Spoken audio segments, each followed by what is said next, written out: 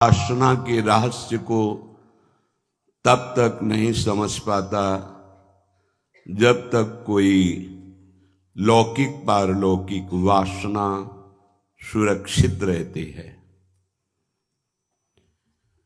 ये वासना बहुत सूक्ष्म होती है, साधना से दब जाती है, पर जैसे वायु का संयोग और फूस का संयोग होने पर चिंगारी पुनः ज्वाला रूप धारण कर लेती है, ऐसे ही साधक के हृदय की वासना साधना से जो चिंगारी रूप में हुई वो दबी रहती है। अगर उसे पुनः संयोग और अनुकूलता मिल जाए तो पूरे हृदय में वासना की ज्वाला जग उठती है। उपासक तब तक सावधान रहे जब तक भगवत साक्षात्कार ना हो जाए। भगवत साक्षात्कार होने के बाद कोई भी संग इतनी सामर्थ्य नहीं रखता कि उपासक के हृदय में वासना की स्फुरणा ही पैदा कर सके। नहीं, स्वात्मा रामम विषय मृग तृष्णाम भ्रमयति। जैसे जगा हुआ पुरुष को स्वप्न के पदार्थ नहीं खींच सकते, ऐसे हुए हृदय में ज्ञान का प्रकाश फिर पुनः ये माया अंधकार उसे घसीट नहीं सकता। इसलिए उपासक कभी मनोरंजन में न फंसे। मन जल रहा है, कैसे इसको आनंदित करे, ये उपाय कहीं जागतिक न कर बैठे, नहीं तो धोखा हो जाएगा।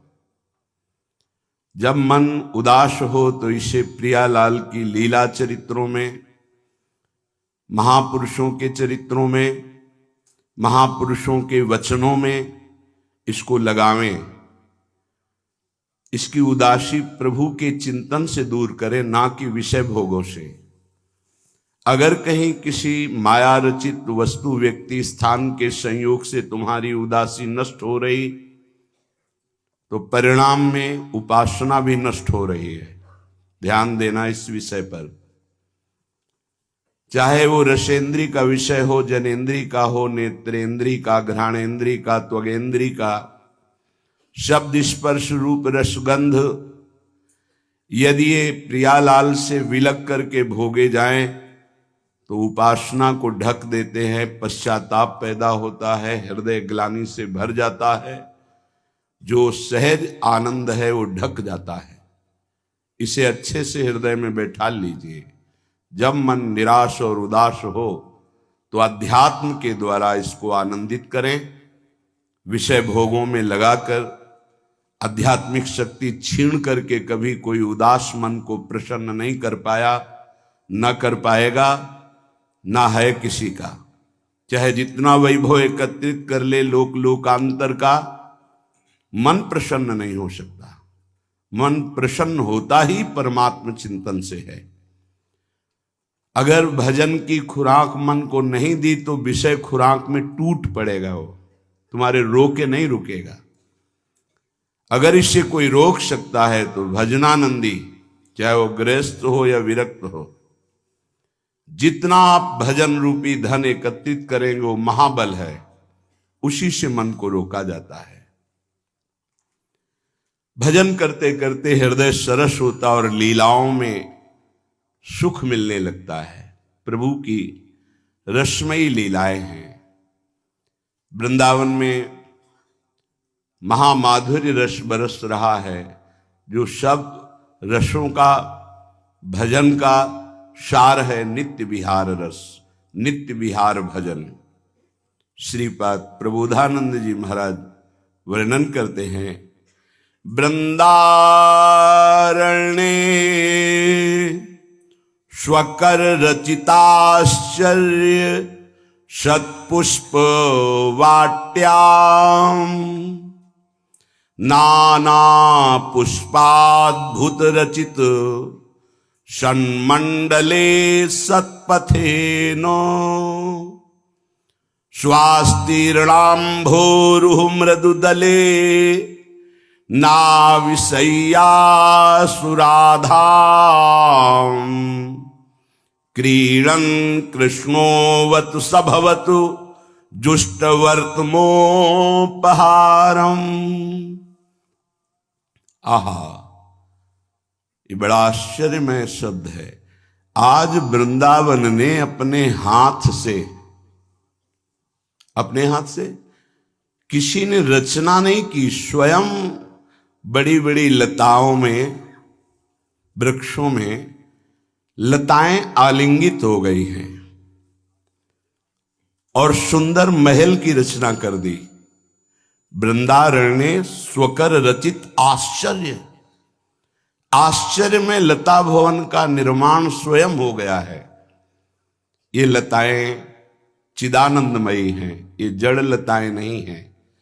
जिस समय प्रियालाल की जैसी लीला होनी होती वैसा ये स्वरूप धारण कर लेती है। मानो वृंदावन ने अपने कर कमल से लता भवन का निर्माण किया हो। महाप्रभु हरिवंश चंद्रजू भी शयन के पद में एक में वर्णन करते हैं। देखत नव निकुंज सुनि सजनी, लागत है अति चारु। माधविका केतकी लता ले, रच्यो मदन आगारू। सजनी, देखो आज कितना सुंदर वृंदावन ने इस लता भवन का निर्माण किया है।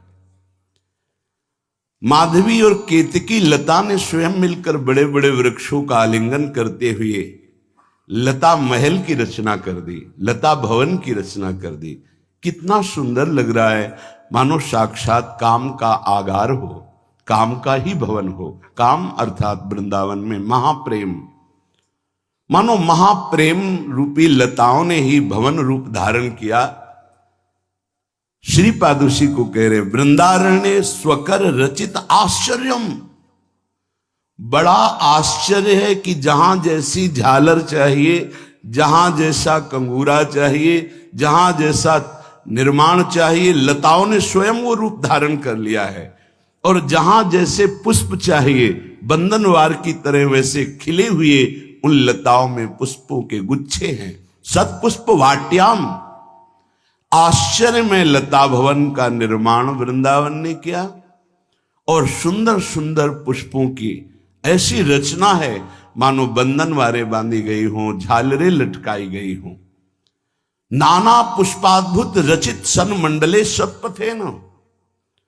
जिस मार्ग से प्रिया प्रीतम पधार रहे हैं, आसपास की लताएं फूली हुई। अब प्रेम में, हृदय में ये भावना, उस भावना में ये वृंदावन प्रकाशित होता है।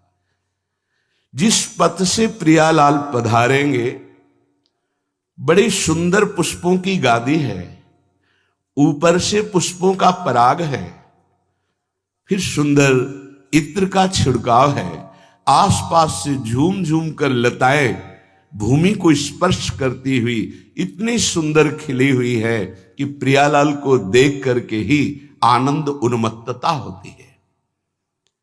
लता भवन का निर्माण सुंदर सुंदर खिले हुए पुष्पों से सजाया गया है। किसने सजाया है? वृंदावन ने।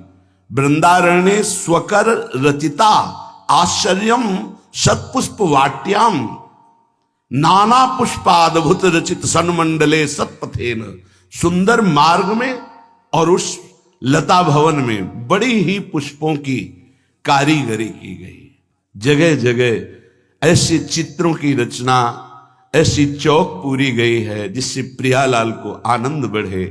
ऐसे पशु पक्षियों का लताओं ने निर्माण किया है। दूर से लगता है वो मयूर बैठा है, वो शुक बैठा है, वो सारिका बैठी। बड़ा आश्चर्य में मंडप है। स्वास्तिरणाम भोरु मृदुदले नाभिशय्यासु राधाम क्रीडन। हमारी प्रिया जो आकर यहां विराजमान होंगी तो मृदु मृदु दलों से, कोमल कोमल कोपलों से वृंदा सखी ने सैया की रचना की है। ये वृंदावन की अधिष्ठात्री देवी है। बहुत ही सुंदर कोमल कोमल पल्लवों से, कमल के दलों से आच्छादित सैया की गई है। अब उस पथ से अविचार करते हुए हमारी जुगल जोरी सरकार पधार रहे हैं। श्री ध्रुवदास जी कह रहे हैं, सांवरे किशोर लाल, लाडली किशोरी गोरी, बाहाजोरी एक संग, नीके देखी पाए है। सब सखियां देख रही मार्ग की तरफ। जो शतपथेन कोमल कोमल पुष्प दलों से गादी बिछाई गई है मार्ग में, सुंदर कोमल सुगंधित पराग, सुगंधित द्रव्य छिड़का गया है। उसके ऊपर अति सुकुमारी लाडली पी किशोर सुकुमार धीरे धीरे लता भवन से निकलकर इस मंडप में पधार रहे। तो सब सखियों की दृष्टि लगी, देखा सांवरे किशोर लाल, लाडली किशोरी गोरी, बाहाजोरी एक संग, नीके देखी पाए हैं। सब सखियां पधार रहे हैं। नवीन जलधर की सी अंग कांति, करोड़ों कामों को मूर्छित कर देने वाली, जिनकी मुस्कान, जिनका लावण्य, ऐसे लालजू श्री लाडली जू के गले में गलवहियां दिए हैं। और अनंत बिजलियों की सी गोरी कांति जिनके श्रीअंग से प्रकट हो रही, ऐसी महासौंदर्य समुद्र जो लालजू के चित्त को चुराने वाली हैं, वो प्रिया जो लालजू को गलबहियां दिए हुए युगल सरकार परस्पर गलबहियां दिए हुए आ रहे। कैसी सांवरी गोरी जोड़ी है, ये सखियां एक संग निरख रही हैं। कंचन के कंजनी की कुंजनी में बैठे सखी, जो पहले से सुंदर सुंदर स्वर्णिम कमल दलों से सुंदर सुंदर नई नई कोपलें जो हैं उनसे सैया रची गई थी, युगल सरकार धीरे धीरे कदम बढ़ाते हुए आते हैं और उस लता मंडप में, लता मंदिर में उस शैया पर विराजमान होते हैं। एक एक क्षण की शोभा का सखी जन पान कर रहे, आते हुए गलबहियां दी हुई। अब दोनों युगल सरकार शैया पे विराजमान हैं। कंचन के कंजनी की कुंजानी में बैठे सखी, बीती राति के लिनिशी तो ना अघाए हैं। युगल सरकार बैठे, मिथुनहास परिहास परायण, पीक कपोल कमल पर झूरी, गौर श्याम भुज कलह मनोहर। अद्भुत महाप्रेम रस वार्ता होती है, हास परिहास हो रहा है। समस्त सहचरियां एक एक इंद्रिय से प्रियालाल का पान कर रही, नेत्रेंद्रिय से रूप का, श्रवणेंद्रिय से जो प्रिया प्रीतम परस्पर अमृतमयी वार्ता कर, एक एक अक्षर में प्रेमामृत बह रहा है। उनकी चितवन, उनकी मुस्कान, उनकी वाणी, उनका हास परिहास, ये सखियां पान कर रहे। बिल्कुल उदाहरण तो त्रिभुवन में कोई है नहीं। अगर कहीं ये शोभा, ये हास परिहास, ये प्रेम के लिए थोड़ा सा नेत्रों में झलक जाए तो प्रेम समाधि लग जाए। आपका मन तो इतना मलिन है कि सांसारिक जब 3 घंटे हास परिहास विनोद नाटक नौटंकी की लीला होती है तो पैसा देकर तुम्हारा मन कहीं नहीं जाता, और 3 घंटे आप विषय प्रपंच की एकाग्रता में लीन रहते हैं, जिसे फिल्म कहते हैं। 3 घंटे 2.5 घंटे आप बैठे गर्व महसूस करते हैं, आनंद महसूस करते हैं। सोचो, वो नायक झूठा, वो नायिका झूठी, वो खेल झूठा, हास परिहास झूठा, और उसमें तुम आनंदित हो रहे हो। कहीं सच्चिदानंद की मुस्कान देखने को मिल जाए, कहीं सच्चिदानंद का हास परिहास देखने को मिल जाए, कहीं सच्चिदानंद की शोभा निरखने को मिल जाए, तो दशा क्या होगी तुम्हारी। तुम्हारा मन तो झूठे विषयों में भी राजी हो गया, झूठी कहानियों में राजी हो गया। कहीं सच्चिदानंद की लीला देखने को मिल जाए तो प्राणों की आफत आ जाए। ये प्राण आचार्य बल से टिकते नहीं, तो प्राणों की सामर्थ्य नहीं आनंद समुद्र को झेल सके। ऐसा परमानंद एक झांकी में है युगल सरकार की। युगल सरकार उस शैया पर बैठे हुए हास परिहास, ये वो प्रभु हैं जो शिव सनकादि अपने ध्यान में जिनको लाने की प्रत्येक पल चेष्टा करते रहते हैं। ये वृंदावन रजोप सेवी रसिक जनों की कृपा से जोरी नेत्रों में नहीं हृदय में ही बस जाती है। ये हृदय निकुंज में खेलने लगते हैं। पूरी रात महाउत्सव चला प्रेम का, तऊ ना घाने हैं। सखियां इस प्रेम चेष्टा को देखकर नहीं अघा रही, और प्रियालाल इस प्रेम चेष्टा की क्रीड़ा से नहीं अघा रहे। बड़े चतुर शिरोमणि लाल जो हैं, पर हमारी लाडली जी के सामने इनकी एक भी चतुरता नहीं चलती। भोरी हैं हमारी प्रियाजू, पर 64 कला प्रवीण हैं। रूप राशि अति चतुर शिरोमणि। लालजू बहुत चतुर शिरोमण हैं। दृष्टि कहीं और है और स्पर्श कहीं और करना चाहते हैं। कैसे कोई जान पाएगा? दृष्टि कहीं और है तो लगता है इधर, लेकिन चतुर शिरोमणि प्रियाजू समझती है। तो हारनी के ब्याज पिए छुयो चाहे उर्जनी, प्रिया जानी अंचल सो तब ही दुराए हैं। हित ध्रुव परम प्रवीण को अंगनी में, समुझी समुझी मन दो मुस्काए हैं। परम प्रवीण श्री प्रियाजू के आगे लालजू की एक चतुरता नहीं चलती प्रेम क्रीड़ा में। यद्यपि प्रेम कला में दो परम प्रवीण हैं, एक दूसरे की प्रवीणता देखकर दोनों मुस्कुरा रहे हैं, और प्रियालाल की प्रवीणता को देखकर सखिया आनंद मगन हो रहे। अद्भुत कुंज में अद्भुत विलास करते हुए लाल पीत फूलनी की कुंज सुख पुंज मध्य,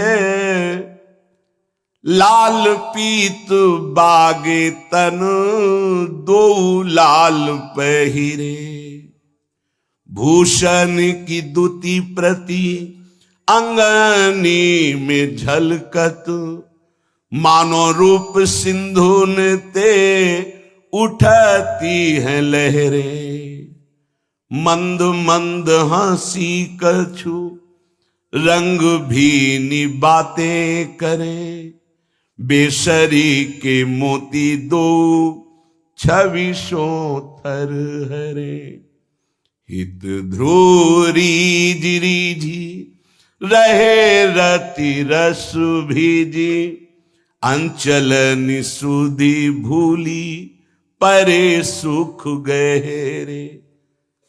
सुंदर सुंदर अरुण वर्ण के पीत वर्ण के फूलों की कुंज सजी हुई है। मध्य में अरुण वर्ण के पीत वर्ण के फूलों की शैया पर अरुण वर्ण के पीत वर्ण की पोशाक धारण किए हुए हमारे युगल सरकार विराजमान है। अद्भुत पोशाक, अद्भुत आभूषणों की कांति और अद्भुत अंगों की शोभा, मानो रूप समुद्र में अद्भुत शोभा की तरंगें उठ रही हो। ऐसे युगल सरकार मंद मंद मुस्कुराते हुए कुछ रंग भीनी बातें कर रहे हैं। जब बातें करते हैं तो बेसर का मोती श्वास लगने से हिलता है, अद्भुत शोभा हो रही है। प्रिया प्रीतम परस्पर रीझ रहे और सखियां रीझ रीझ कर प्राण न्यौछावर कर रही। ये महासुख चिंतन का है। वृंदावन के रसिक परमहंस इसी शोभा, इसी रस में सदैव डूबे रहते हैं। श्रीपाद प्रबोधानंद जी महाराज कह रहे हैं, धन्य है उनका जीवन जो राधा क्रीड़न कृष्णोवतु, जहां श्री प्रिया प्रीतम क्रीड़ा कर रहे हैं वहां दृष्टि पहुंच चुकी है। धन्याति धन्य उनका जीवन है जो युगल सरकार की रूप माधुरी, केली माधुरी का पान करके जिनका हृदय पूर्ण रहता है। लोक लोकांतर की कोई पदवी, मोक्ष आदि की भी जिनकी चाह नहीं रह गई, वो इस रस का रसास्वादन करते हैं। उपासक अगर कोई वासना रखेगा तो इस उपासना की सिद्धि में बहुत विलंब हो जाएगी। सच्ची कहते हैं, कहीं सुख नहीं है। आपका मलिन हृदय इसलिए हर जगह आसक्ति बस चिपक रहा है, ये भोग, ये सुख, ये सुख, ये सुख। सच्ची कहते हैं, निर्मल हृदय से अगर आप देखोगे तो इस माया रचित बनावटी संसार में सुख कहाँ है। किसी को भी मिला होता आज तक तो इतिहास में, शास्त्र में कोई लिख देता मैं परम सुखी हो गया। कहीं सुख नहीं। आप अपने जीवन को साक्षी करके देखिए, आप अपने हृदय के न्यायाधीश बनिए और बोलिए आज तक आपको किस भोग में सुख मिला। तत्कालिक आपकी तन्मयता के कारण आपको लगता है कि मैं भोग रहा हूं अमुक पदार्थ, अमुक भोग, उसमें सुख है, लेकिन थोड़ी ही देर बाद फिर आप निर्णय कीजिए जो आपने भोगा वो क्या था। फिर और थोड़ी देर बाद तो आप देखेंगे नवीन तृष्णा पैदा हो गई पुनः भोगने की, कि अभी तो अनुभव नहीं हुआ, एक बार फिर देखता हूं। इसका मतलब वहां सुख नहीं है। इसलिए पूज्यपाद श्री उड़िया बाबा जी महाराज कहते हैं, अय उपासक, मन में यदि कोई वासना रखोगे तो तुम्हारा पुनर्जन्म निश्चित है। बहुत ध्यान से सुनिएगा, ये बड़े न्यायाधीश हैं, ये ब्रह्म प्राप्त, भगवत प्राप्त महापुरुष जो बोलते हैं, यही प्रमाण माना जाता है। अगर आप महान पाप किए हैं और कोई महात्मा कह दे जाओ कुछ नहीं, सब ठीक है, एक भी पाप का दंड आपको नहीं मिलेगा। सच्ची माना ना, ये न्यायाधीश हैं, ये बड़े बड़े महापुरुष, इसीलिए इनसे जो लाभ मिलता है वो भगवान से भी बढ़कर लाभ कहा जाता है। क्योंकि भगवान में तो जब पूर्ण शरणागति होती तब हम तो हम सर्व पापेभ्यो मोक्षयिष्यामि मा शुचा, और पूर्ण शरणागति यही महापुरुष जन कराते हैं। एक एक शब्द पर कभी संशय मत करना।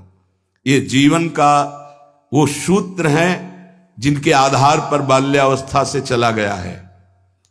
अय उपासक, अय साधक, मन में यदि कोई वासना रखोगे तो पुनर्जन्म तुम्हारा निश्चित हो गया है। होश में हो जाओ। वासना, ये भोग लूं, ये देख लूं, ये चाहत है, इसके सिवा हम नहीं कुछ पसंद करते, इसके बिना हम नहीं जी सकते, ये सब वासना। हिरण में ममता हो गई तो भगवान के पुत्र हैं, भगवान ऋषभ देव जी के पुत्र हैं भरत जी महाराज, अगला जन्म हिरण का हुआ। स्त्री में आसक्ति हो गई पुरंजनी में, तो पुरंजन का अगला जन्म स्त्री का होगा। अगर कोई भी वासना है आपका जन्म होगा, प्रमाण से कहते हैं बाबा। प्रार्थना करते हैं कोई वासना रहने न पावे, नहीं तो अगला जन्म हो जाएगा, बड़ा निकृष्ट भी हो सकता है। हम एक बहुत बड़े महात्मा की बात बता रहे हैं। बाबा कह रहे हैं, जब हम राम घाट में रहते थे गंगा की, तो एक बड़े अच्छे महात्मा वहां थे। उन्होंने एक अपनी कुटिया बना रखी थी। एक दिन उनके कोई बड़े धनी मानी भगत आए और सोने की कई मुहरें चरणों में रखी, भेंट में रखी। उन्होंने सोच करके ले लिया कि संत भंडारा करेंगे। और गीता जी के एक बस्ते में बांध कर रख दिया। वस्त्र को आवेष्टित करके ग्रंथ को जब रखा जाता है तो उसे बस्ता कहते हैं। एक रस्सी होती और उसको जब ऐसे करके कई बार लपेटा, उसी में वो स्वर्ण की मुद्राएं रख दी, मोहरें। सोचा कि कभी समय आएगा तो हम भंडारा कर देंगे। कुछ संतों ने उनसे कहा चलो तीर्थ यात्रा करने बद्री नारायण चलते हैं। चिंतन में आया कि वो मोहरे रखी, भंडारा करना था, पर संतों से कह नहीं पाए और चले तो बद्री नारायण नहीं पहुंच पाए, रास्ते में ही प्राण निकल गए। प्राणों का क्या भरोसा, कौन सा कदम आखिरी होगा किसको पता, कौन सी श्वास आखिरी होगी किसको पता। इसलिए बहुत चतुर सुजान वो हैं कि कोई संकल्प नहीं रहने देते, नहीं रखना चाहिए। चतुर सुजान साधक कल हम ये करेंगे, नहीं नहीं, अगर श्री जी ने चाहा तो कल ऐसा हो जाएगा। शब्दों में बंधना, शब्दों में ही मुक्त होना, संकल्प में ही बंधना और संकल्प से ही मुक्त हो जाना, दोनों बातें हैं। कल मुझे अमुक जगह जरूर जाना है, तुरंत अंदर से हाँ श्री जी ने चाहा तो जरूर चले जाएंगे। वाणी से भले चूक हो जाए, अंदर से चूक नहीं होनी चाहिए। तत्काल आराध्य देव को बीच में लो, नहीं फंस जाओगे। एक बार भी आराध्य देव को बीच में नहीं लिया, रास्ते में प्राण निकल गए। चिंतन चल रहा था कि लौट के आएंगे तो स्वर्ण मुद्राएं जो रखी उनको बेच करके फिर भंडारा करें। सदिच्छा भी नहीं रखनी, ये बहुत सूक्ष्म विषय है। अब उनका शरीर छूट गया। शरीर जब छूट गया तो शरीर की अंतिम क्रियाएं हुई जो संत की होती। 16 दिन बाद कुछ संतों को प्रसाद पवाया गया। महीना व्यतीत हुआ महाराज की कुटिया की जो सेवा सफाई में, तो बस्ता एक ऊंचे पे दिखाई दिया। देखा कि गुरु जी की गीता रखी हुई है। कोई बात नहीं है, कभी समय आएगा तो पढ़ेंगे, गुरु जी की गीता है। रात्रि में स्वप्न हुआ उनके शिष्य को कि बेटा मैं पतित हो गया, चूक हो गई। अंतिम समय स्वर्ण मुद्रा का ध्यान होने के कारण मैं सांप बनकर उसी बस्ता में बंधा हुआ हूं। जब तक स्वर्ण मुद्राएं बेचकर संत सेवा नहीं करोगे, मुझे सांप की योनि मिली है। पूज्य पादुड़िया बाबा भी वहीं रामघाट में थे। उन्होंने स्वप्न सुनाया कि ऐसा ऐसा गुरुजी का स्वप्न देखा। तो सब संत एकत्रित हुए, सबके सामने जे ही बस्ता खोला गया, सोई नवीन अवस्था का सर्प फड़ काट के खड़ा हो गया। स्वप्न सच्चा निकला, क्योंकि वो आदेश हुआ था गुरु जी का। वो एक स्वप्न नहीं था, वो एक आदेश था। इसलिए सब संतों को एकत्रित किया था कि ऐसा कुंडली मारे फन काढ़े उन्हीं स्वर्ण मुद्रा के ऊपर वही महात्मा जी, क्योंकि स्वप्न में बता चुके थे। उस वस्त्र में देखा गया कोई छिद्र नहीं था जिससे सर्प घुसकर पहुंच सके स्वर्ण मुद्रा तक, क्योंकि कई लपेट होते हैं बस्ता में। ये देखकर सब महात्मा आश्चर्यचकित हो गए कि भाई थोड़ी सी असावधानी हुई कि स्वर्ण मुद्रा का चिंतन बना तो सर्प होकर के गुरु जी को बैठना पड़ा। उस सर्प को बड़े सम्मान, किसी को कुछ नहीं काटा, कुछ नहीं छेड़ा, उसको बहुत सम्मान से आदर पूर्वक जंगल में जाके दुखी होकर शिष्यों ने छोड़ा और उन मोहरों को बेचा गया। संत भंडारा हुआ, उनकी जो ही वासना की पूर्ति हुई, ये वासना बन गई थी, तो ही शरीर छूटा उनका और अपनी गति को प्राप्त हुए। इसलिए उपासक, ये सद्वासना थी। सद्वासना जब बंधन को प्राप्त करा सकती है तो असद्वासना कौन कौन सी दुर्गति देगी, ये बहुत सूक्ष्म विषय है। एक महात्मा पधार रहे थे तो वृक्ष के नीचे लेटे थे, ऊपर आम का फल था। पके हुए आम के फल में दृष्टि चली गई, अंतिम समय। तो उसी में कीड़ा बनकर आम के पेड़ में आए। शिष्य समर्थ थे, उनको ध्यान के द्वारा जब पता चला तो उन्होंने फिर भजन बल से अपने गुरु जी का उद्धार किया। कई बार ऐसा देखा गया है कि शिष्य के द्वारा गुरु को भगवत साक्षात्कार होता है। सुतीक्ष्ण जी को पहले से ठाकुर जी का साक्षात्कार हुआ, साथ लेकर फिर अपने गुरु जी के पास साक्षात्कार करवाने प्रभु को गए। बड़ी महिमा है भजन की। गुरु प्रदत्त भजन से बड़ी सामर्थ्य शिष्यों में जागृत हो जाती है। विश्वास करो, विश्वास करो, बाबा 2 बार कह रहे हैं।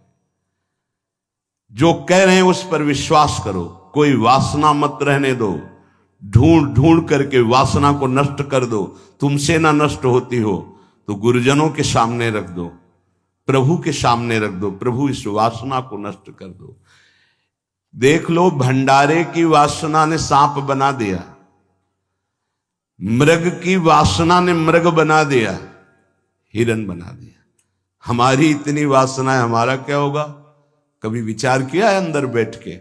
कितनी बाजार लगी वासना की। ये सब वासनाएं कट जाएंगी यदि एक सूत्र रख लो, श्री जी की इच्छा। ऐसा करेंगे, हाँ, श्री जी की इच्छा से, अंदर से ऐसा, हाँ, प्रियाजू की जैसी इच्छा। वो तुम्हें बांध ही नहीं पाएगी कोई वासना, क्योंकि प्रियाजू प्रधान हो गई है। उपासक प्रभु को भूल जाता है। जब कोई वासना होती तो अपना ऐसा अंधकार पैदा करती है कि प्रभु को भूल जाता। जैसे भरत जी भूल गए, जिन प्रभु के स्मरण में बाधा ना पड़ जाए, राज रानी, राजपुत्र और राज्य का त्याग कर दिया। वही हिरन की बाधा को कैसे स्वीकार कर लिया कि प्रभु का विस्मरण हो रहा है, प्रभु की सेवा छूट रही हो, हिरन के दुलार में घूम रहे हैं। हिरन बनना पड़ा। बहुत सावधान। अगर हम सब सावधानी पूर्वक उपासना करें तो इसी जन्म में हम जीवन मुक्त हो जाएं। गुरुदेव, इष्ट, इष्ट का मंत्र और माला, ये साधना की 4 विशिष्ट पद हैं। गुरुदेव, इष्टदेव, इष्ट मंत्र और जिससे माला, जिससे मंत्र जपते हैं,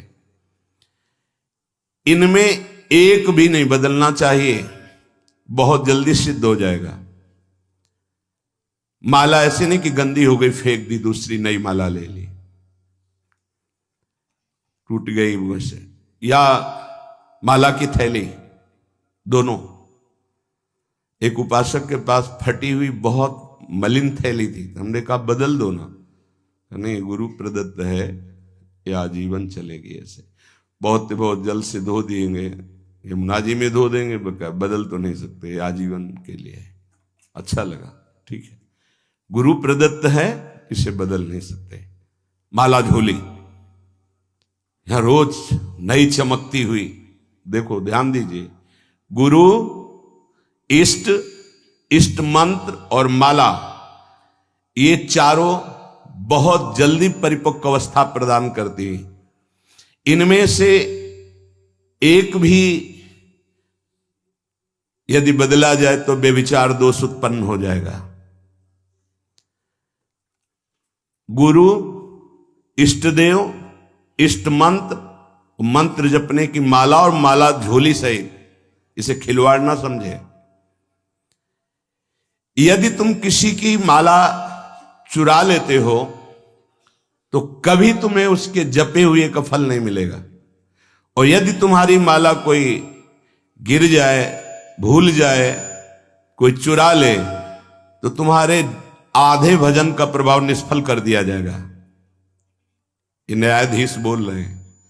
माला प्राणों से भी अधिक प्यारी रखी जाती है। ऐसे नहीं कि जहां मन आया वहां रख दिया, नहीं, सदैव अपनी छाती से माला लगा के रखी जाती है। अगर कोई बात करनी, कोई सेवा करनी, तो माला को यहां ऐसे रख लिया, गले में डाल लिया कि नहीं से। अब कुछ लोग ऐसे नहीं रखी जाती।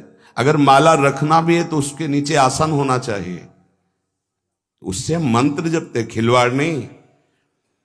यदि चोरी चली गई तो भी आपका आधा भजन निष्फल हो जाएगा। और चुराने वाले को कभी भी जितना जप करेगा उसका फल नहीं मिलेगा। किसी की माला से जप नहीं करना चाहिए।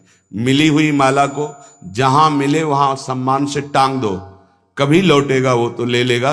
कभी माला पड़ी हुई उठाना नहीं चाहिए, लेना नहीं चाहिए, उससे कुछ लाभ आपको मिलेगा नहीं। अगर यहां माला पड़ी है तो यहीं टांग दो, जिसकी माला है अगर वो वापस आएगा तो वहां मिल जाएगी उसको। कभी आप किसी की माला से जप न करें। जो किसी की माला चुरा लेता है उसकी कभी आध्यात्मिक उन्नति उससे नहीं हो सकती। माला, झोली, इष्ट मंत्र, गुरुदेव और इष्ट देव आजीवन एक ही रखे, बदलाव न करे। यावत जीवन इन चारों को एक रखे, गुरुदेव, इष्ट देव, इष्ट मंत्र, इष्ट माला, उपासक बहुत जल्दी परिपक्व अवस्था को प्राप्त हो जाएगा। ये बातें बड़ी गूढ़ हैं, ये आध्यात्मिक सत्संग इसलिए आपको ये सुनने को मिल रही। कर्म 4 प्रकार के होते हैं। एक कर्म जिनसे यहां भी सुख मिले और परलोक में सुख मिले, जैसे हम यहां किसी भूखे को भोजन पवा देते हैं तो हमारी संपत्ति भी बढ़ेगी और परलोक में इसके पुण्य का बड़ा लाभ प्राप्त होगा। या हम ऐसी कुछ अपने धन से व्यवस्था करते हैं जिससे भजन करने वाले संतों को सुख मिले। जो सतमार्ग में चल रहे हैं उनकी वास की व्यवस्था, वस्त्र की व्यवस्था, भोजन की व्यवस्था, यहां भी तुम्हारे ऐश्वर्य बढ़ेगा और परलोक में भी भगवत कृपा प्राप्त होगी। औषधालय खोल देना, प्याऊ खोल देना, ऐसी व्यवस्था कर देना जिनकी व्यवस्थाएं नहीं हैं, उनको वस्त्र है, भोजन है, औषधि है, इस तरह की, तो यहां भी सुख और परलोक में भी सुख। पर ध्यान रहे, पोस्टर बैनर नहीं होना चाहिए। अगर आपने कहीं छपवा दिया या अपनी जबान से कह दिया तो उसका प्रभाव क्षीण हो जाता है। ये लोग समझते नहीं। आपने वृंदावन आए, 100 संतों को भोजन पवाया, इसके बाद पूरे गांव में 4-4 जगह बैठ के कि वृंदावन गए थे, 100-2 संतों को ऐसा पवाया, संत भी कह रहे थे कि वाह भाई, और 100-100 रुपया भेंट दी। वो बड़ाई जो आप झोंक रहे हो ना, सब खाली हो रहे हो आप। चुप। ये लोग कुछ ऐसे देहाभिमानी होते हैं कि एक पंखा भी टंगवाएंगे ना तो पंखा की हर पंखुड़ी में जिला अमुक, बाबा का नाम हो, दादी का नाम हो, ये नाम और वो नाम, अपना नाम, पूरा पता, फोन नंबर सहित पंखा में ऐसे देखे गए। कुछ भी करना है ये सब। तुम्हें अपने नाम की चिंता है या संतों की सेवा की चिंता हुई? तो ये ध्यान रखो, जिनमें यहां भी सुख मिले और परलोक में सुख मिले उसे सत्कर्म कहते हैं। सत्कर्म गुप्त होना चाहिए, पर अभिमान गुप्त होने नहीं देगा, पक्का। वो चाहे दीवाल से कहेगा जरूर। ये अंदर देख लेना, फूलन आएगी, कहना कुछ तो ऐसा कि बाद में संत पाएंगे, पहले ही परिक्रमा मार्ग में बोर्ड लग जाता है, आज यहां 100 संत सेवा और अमुक जिले के अमुक अमुक अमुक ऐसे। तब ये लगता है कि कैसे तुम नादान बच्चे हो, तुम्हें इतना बड़ा सौभाग्य सुकृत का मिला था, इतना महान सत्कर्म, और तुमने सब मिटिया मेट कर दिया। और उनको लगता है कि सत्कर्म का फल यही है। 100 रुपया के अगर फूल डालने हैं तो फिर 100 लोगों को तो पता चलना चाहिए कि वीडियो में कि हम ही फूल डाल रहे थे। बड़ा हम का खेल चालू है। ये कर्म तभी परलोक में आपको मिलेगा जब यहां आप गुप्त रखें।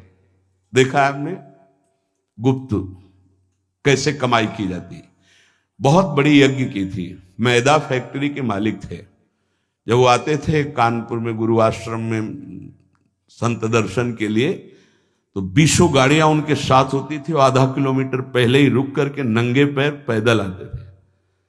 जब वो यज्ञ करवाए तो एक हाथ में झाड़ू सोहनी और एक में डलिया, और जो ऐसे खा पी के दोना पत्तल फेंक देते वो उठाते। कहीं कोई पोस्टर नहीं, कहीं और इतनी दिव्य सब खान पान सामग्री सब ऐसी, और वो केवल चेक करते थे अपने कार्यकर्ताओं का, झाड़ू लिए हुए वो लिए। कोई जैसे पूछता यज्ञ कौन करवा रहा, तो बोले हमको तो यहाँ दोना पत्तल फेंकने की सेवा मिली, हमें तो पता नहीं। कोई जान नहीं पाया कौन करवा रहा है। अपने लोग इसलिए जानते थे कि प्रेरणा से हो रही थी। ऐसे ऐसे सत्कर्म की कोई जान ही नहीं पाया कि किसने करवाई यज्ञ। और इतना बड़ा खान पान, कानपुर महानगर जहां लाखों लोग खाते पीते, उनके पास कोई कमी नहीं, कहीं भी कोई अभिमान का लेश मात्र नहीं। दूसरा मतलब पहला है जो इस-लोक और परलोक दोनों में सुख प्रदान करे, वो ऐसे धार्मिक सत्कर्म। दैन्यता की मूर्ति, साधुता अपने आप आ जाएगी जब आप ऐसा समर्पण करेंगे। कितने ऐसे, एक नहीं कितने ऐसे जिनको ये है ही नहीं कि हमारी जानकारी कोई, कि हम कुछ सेवा करते हैं। अहम को पुष्टता चाहिए।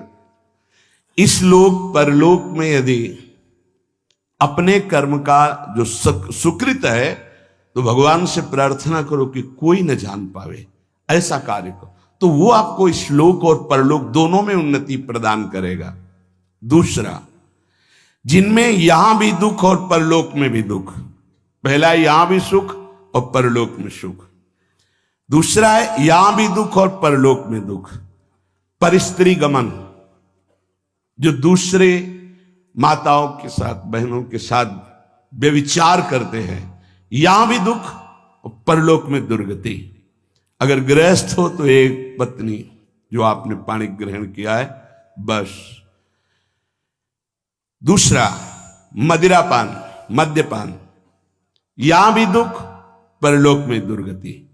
द्वैत कीड़ा, जुआ, यहां भी दुख, परलोक में दुर्गति। हिंसा, मांस खाना, यहां भी दुर्गति और परलोक में भी दुर्गति। देख लेना, खूब मांस खा लो, फिर तुम्हारा मांस जब अंतिम समय सड़ेगा ना, और तुम्हारी जब दुर्गति होगी तब तुम्हें पता चलेगा। अभी तो खा लो, अभी तो तुम बातें बना लो, समय आएगा तब तुम्हें ऐसा जलाएगा। कभी कभी ऐसा लगता है कि ये मानव देह केवल संत कृपा से ही लाभ ले सकता, अन्यथा नहीं ले सकता। ये कोई पक्षपात की बात नहीं। जिनको संत समागम नहीं मिला है, पूरा पशुवत जीवन व्यतीत हो रहा है, पशुवत जीवन। बस इतना लक्ष्य है, कितना भोग भोग लें, कितना विषयों का सेवन कर ले, बस इतना ही उनका लक्ष्य है। वो चाहे पैसे के बल से, वृद्धावस्था पैसे के बल से, वही विलासिता, वही भोग, सोच नहीं रहे कि किस लिए आया था, क्या करना। यहां भी दुख और वहां भी दुख। जो दूसरों को दुख देता है, हिंसा करता है, व्यभिचार करता है, मांस खाता है, यहां भी दुख और परलोक में भी दुख। तीसरा, यहां सुख, परलोक में दुख।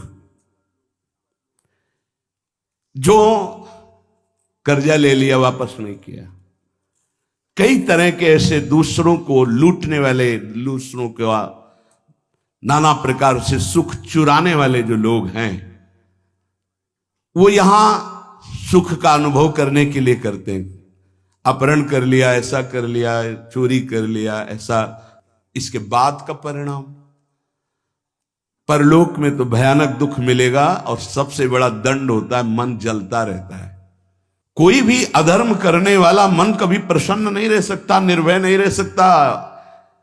वहीं संत निर्भय रह रहे, और वो भयभीत है, प्रतिपल अस्त्र बांधे हुए। जो यहां भोग प्रधान जीवन है, दूसरे का सुख छीनता रहता, छल कपट, बहुत कपटी स्वभाव होता है लोगों का। कोई बिरला ऐसा होता है जो भजन के साधना के बल से कपट को मिटा करके सरल स्वभाव न मन को टिलाई। नहीं तो सांप जैसी टेढ़ी चाल होती, सामने कुछ और, पीछे कुछ और, बोल कुछ और रहा है, कर कुछ और रहा है, सोच कुछ और रहा है। ऐसे लोग यहां सुखी दिखाई देते हैं। लोगों के प्रश्न भी रहते हैं, झूठ, कपट, छल, हिंसा, चोरी, ऐसे लोग यहां सुखी दिखाई देते हैं बड़ा, लेकिन परिणाम उनका बड़ा भयंकर होता है, महान दुख को प्राप्त होते हैं। पहला है यहां सुख वहां सुख, सत्कर्म। दूसरा है यहां भी दुख वहां भी दुख, असत्कर्म। तीसरा है भोग कर्म, दूसरों का धन छीनना, भोगों में मगन रहना। यहां तुम्हें सुखी दिखाई देंगे, बड़ा परिणाम एकदम विध्वंसक होगा, मिट्टी में मिल जाने वाला, कुछ नहीं बचेगा, सर्वनाश हो जाएगा। इसको आप आंख खोलकर देख लो, संसार में रहते हो, समाचार आदि के द्वारा संसार के द्वारा जिनकी झूमती थी मिट्टी में मिल गए। अधर्माचरण करने वाला कभी सफल नहीं हो सकता। झूमती थी, अभी से लेकर इतिहास साक्षी है। जिस लोक में भुजा ठोक देता था लोकपाल भयभीत हो जाते थे, मिट्टी में मिल गया। ऐसे ही है अधर्माचरण, चोरी, हिंसा, बल विक्रम के द्वारा दूसरे की संपत्ति को छीनकर भोगो, ये बहुत देखा है, नष्ट हो जाते हैं। समय आने पर विध्वंस, और परलोक में तो दुर्गति ही होती है। चौथा, ये बहुत जोर का है, यहां दुख परलोक में परम सुख। ये है त्यागी महापुरुष, जिन्होंने यहां जानबूझकर समस्त भोगों का त्याग करके भगवान के लिए महान दुख को आमंत्रित किया। गर्मी, सर्दी, बरसात, निंदा, अपमान, काम, क्रोध, लोभ, मोह, मद, मत्सर सबको सह रहे हैं। राधा राधा राधा राधा राधा, ये परम पद में आरूढ़ होंगे।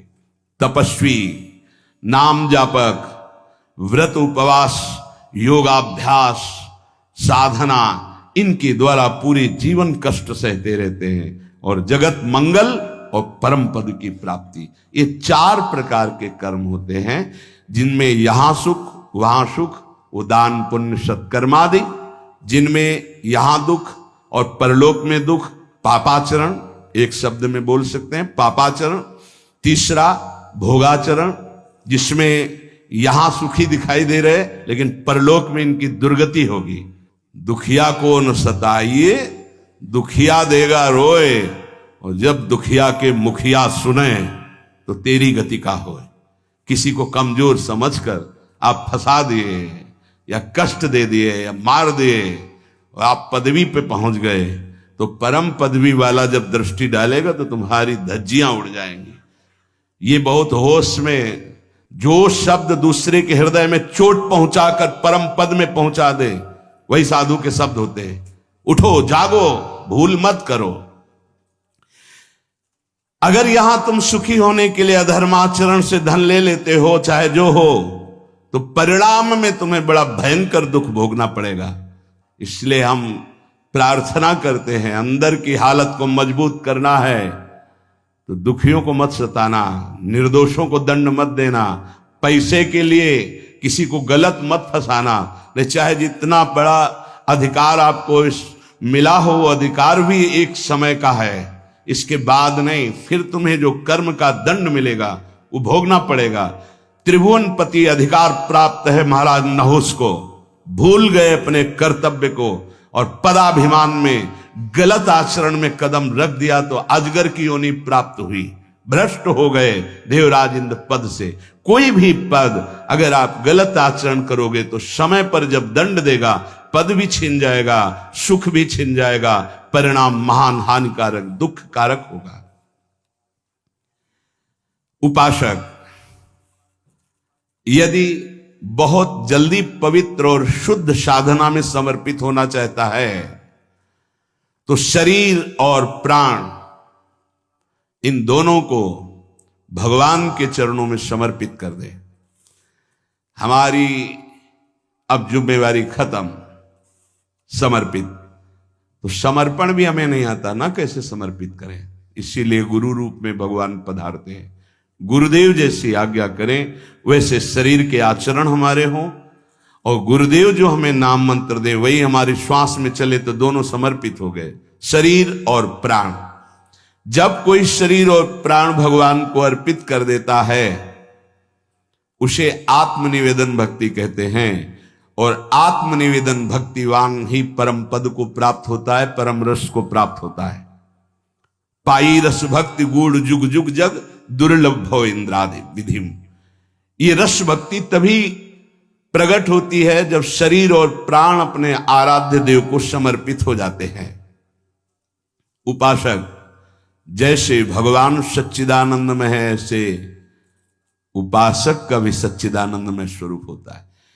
एक बार सत्संग में कहा था कि भगवान नारायण भी तुम बन सकते हो, तो किसी ने कहा था मनुष्य नारायण कैसे बन सकता है?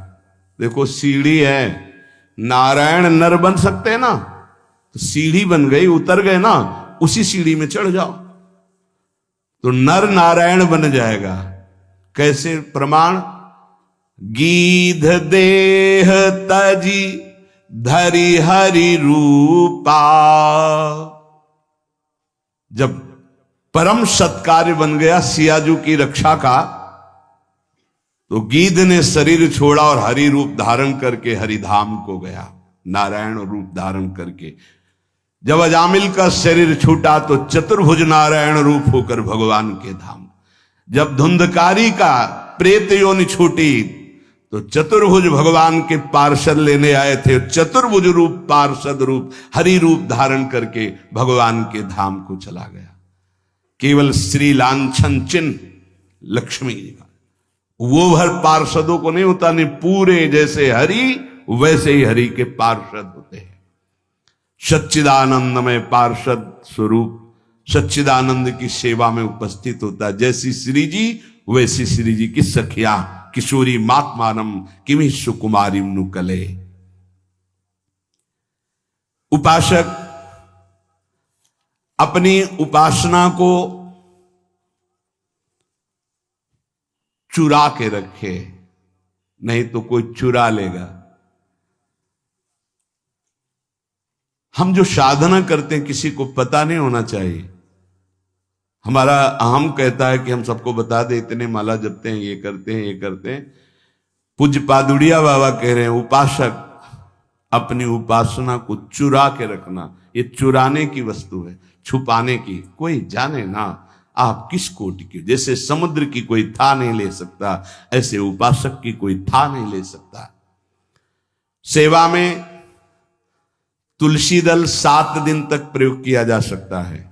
एक दिन उतार के 7 दिन तक वो बासी नहीं माना जाएगा। बिल्व पत्र 5 दिन तक, कमल पुष्प 3 दिन तक और अन्य पुष्प 1 दिन। आज उतारा आज ही लगाए, आज उतारे हुए कल नहीं चढ़ाए जा सकते। केवल कमल पुष्प 3 दिन तक। अगर अन्य पुष्प हैं और आज उतार कर कल चढ़ाते हैं तो वो बासी माने जाएंगे, वो श्री जी की सेवा में नहीं आएंगे। उपासक सदैव सतयुग में रहता है। कलयुग उनके लिए है जो संत समागम से दूर है, भजन से दूर है। सतयुग की स्थिति क्या होती है? सतयुग के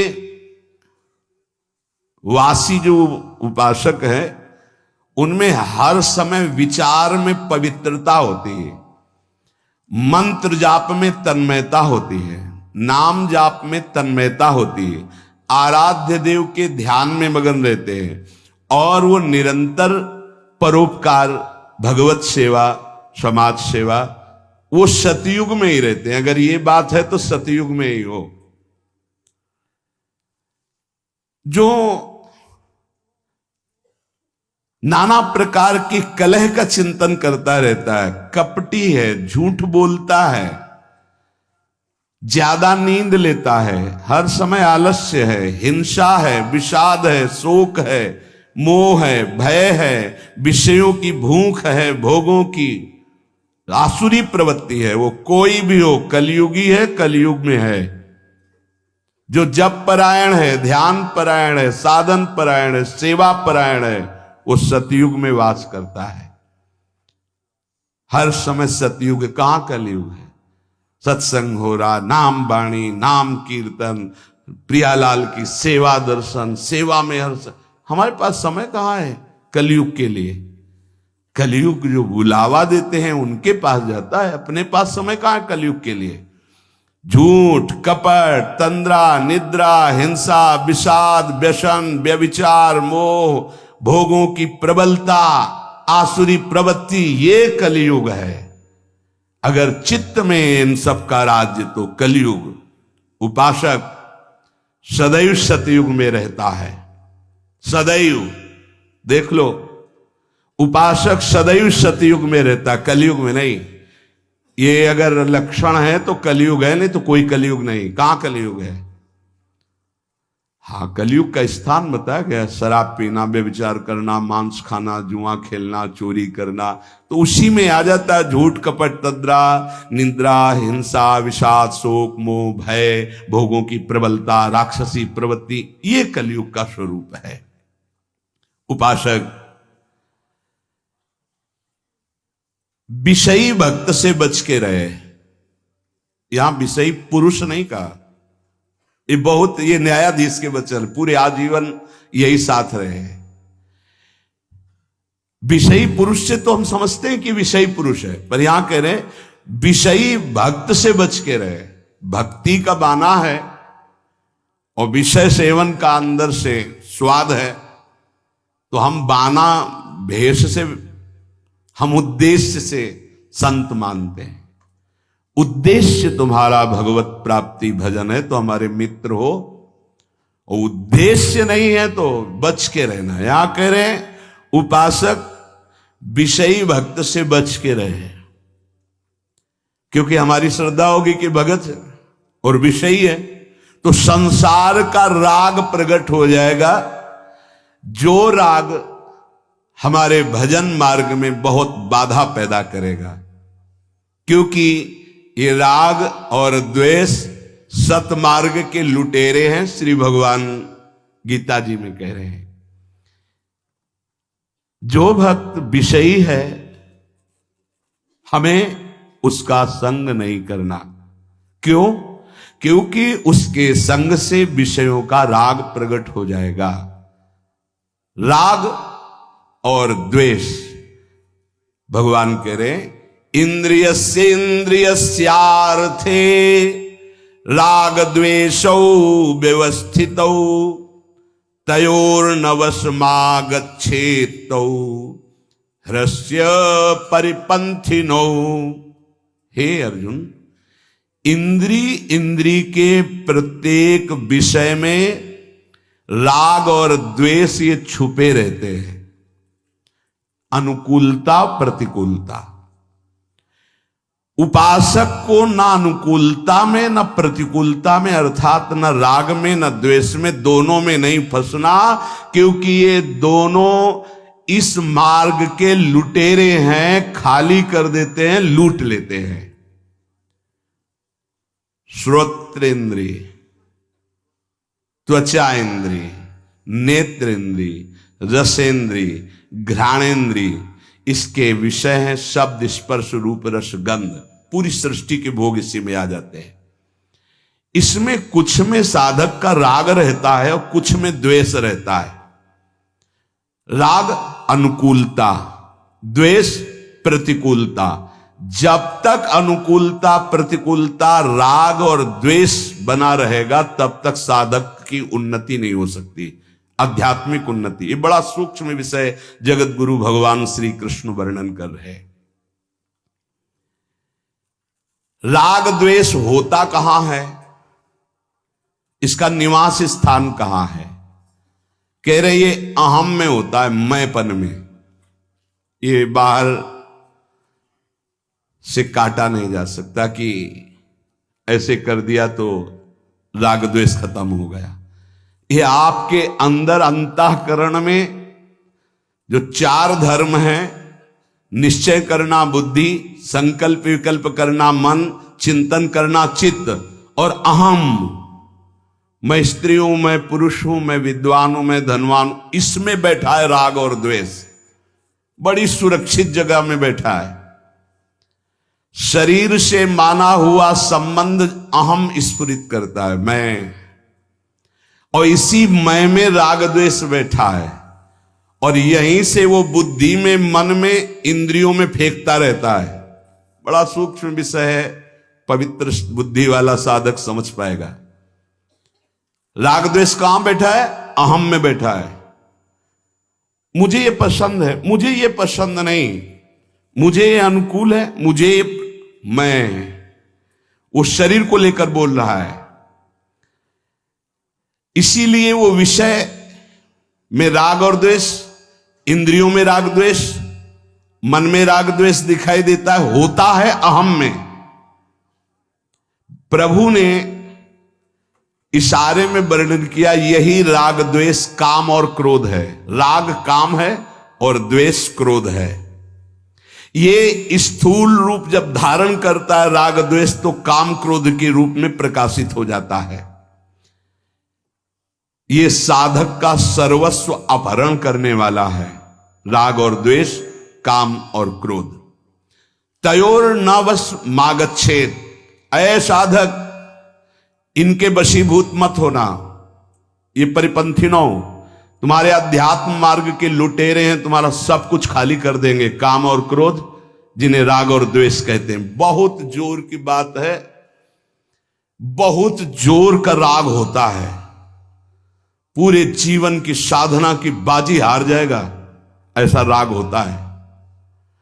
राग ही द्वेष का रूप धारण करता है, द्वेष की कोई सत्ता नहीं। जैसे काम ही क्रोध का रूप धारण करता है, कामा संजायते क्रोधा।